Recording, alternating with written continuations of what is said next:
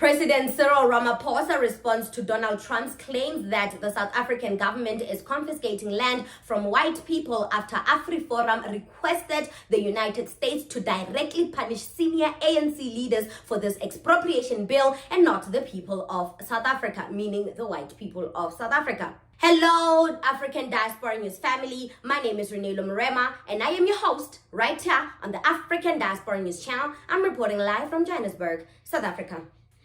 In my previous statement, I spoke about how I was disappointed that Donald Trump accused the South African black government of confiscating land from a certain class of people, meaning the white people, and even alluded that the government is doing other horrible things to the white people of South Africa. The statement by Trump supports the propaganda spread by AfriForum group that there is a white genocide in South Africa. White farmers are being killed by black people.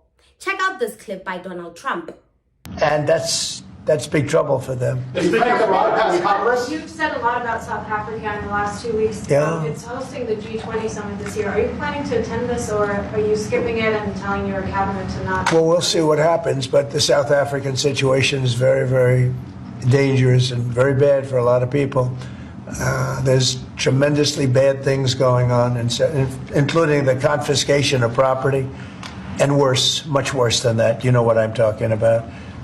And we're not making any payment until we find out what's going on in South Africa. Yes, what's next for Trump knew from 2018 that the land reform was a simmering issue in South Africa. Trump knows the history and the apartheid laws that stole land from the natives of South Africa. Trump knows that the white people of South Africa owes us more than just land without compensation. Trump knows the inequality and uneven distribution of this country's wealth. Trump knows that the AfriForum Boer farmers own more than 70% of the country's land. So he's okay with the inequality of South Africa even after democracy. He's okay with the black people of South Africa living in poverty. This is what I'm getting from his video.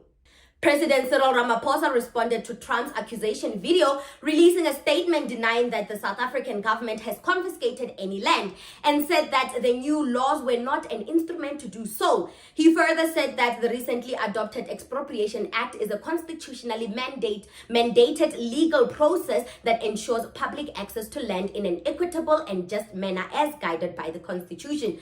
South Africa, like the United States of America and other countries, has always had expropriation laws that balance the need for public usage of land and the protection of rights of property owners. Ramaphosa ended the statement by saying that South Africa is a constitutional democracy that is deeply rooted in the rule of law, justice, and equality, and that he looks forward to engaging with the Trump administration over the country's land reform policy. Listen. From this statement alone, you can sense that President Cyril Ramaphosa is annoyed. One thing about Ramaphosa that I have noticed over the years, and I have studied him, he does not like being pulled by the ears and treated like a little boy by his peers. Something America has been doing to so many countries for so many years.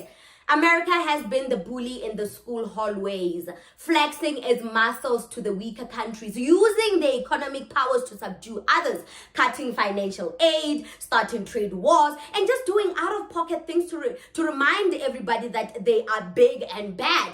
But South Africa is not that kind of playground, and Ramaphosa has told you this before in 2018 when you started sticking your nose in this land reform issue and the farm killings. Check out Ramaphosa's 2018 response to Donald Trump. And we will not be bullied.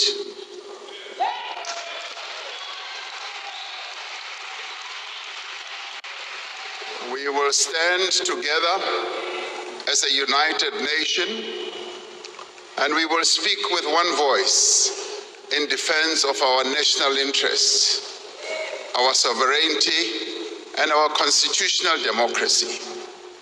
By standing true to our values, by harnessing our unique strengths and endowments, and by forging a common purpose, we can turn these trying circumstances to our advantage and propel our country forward. South Africa is at a place where it is not going to be bullied by anyone merely because we rely on them for financial aid. I realize something. We are living in a white-backed economy. South Africa is living in a white-backed economy. The fact that there is a direct line between the Afriforum and Trump is quite telling. The fact that there have been so many issues plaguing black people in South Africa, yet America has the time of day to respond to the Afriforum's lies is quite telling. I realize that we need to solve the problem of a white-backed economy, because right now Afriforum is not happy and the rand plunges.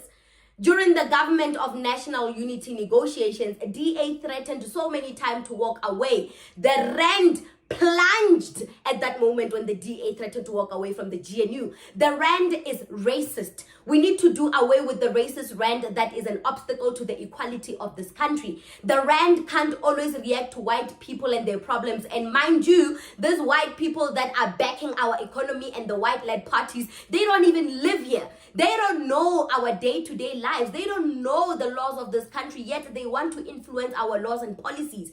Trump shows that he hasn't even read the details of this new land expropriation bill, yet he runs to the media to spew nonsense he knows nothing about. Ramaphosa is indirectly telling Trump and his financial aid to food tech, those that want to leave, they must leave. We will still be here holding it down. Guys, it sounds better in Zulu. Please listen to the great Musa Mseleku as he explained this saying, those who want to leave must leave. We will be here holding it down. It sounds better in Zulu. Listen to what the great Musa Mseleku said. Akekho umuntu engifuna ukuthi ahambe, kodwa akekho umuntu engizomvimba. Abahambayo so sala siyincenga.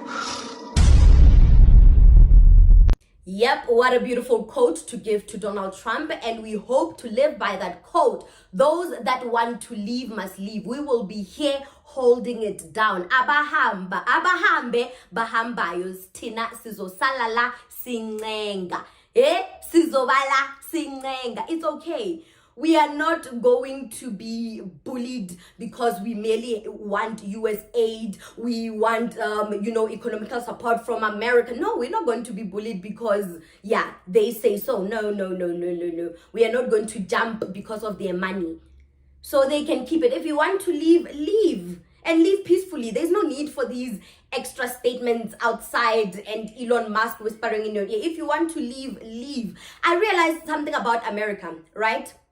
All of this turmoil obviously is about South Africa taking the Israelites or Israel to the International Court of Justice. Obviously, it's about that. But I realized that there are some countries in Africa that are starting to, be independent a bit. And the West can hear none of that. America cries all day saying, oh, we are tired of supporting Africa. They need to stand up by themselves. And when Africa stands up for itself, they have a problem. They start pointing out, oh, yes. They start removing their financial aid. We don't want. What do you want from Africa? What do you want from Africa? So those who want to leave, they must leave. Abahambe bahambayo tina sizovala sincenga. What do you think about this segment? Comment to us in the comment section below. Don't forget to like and share the broadcast. Subscribe to our YouTube channel. Hit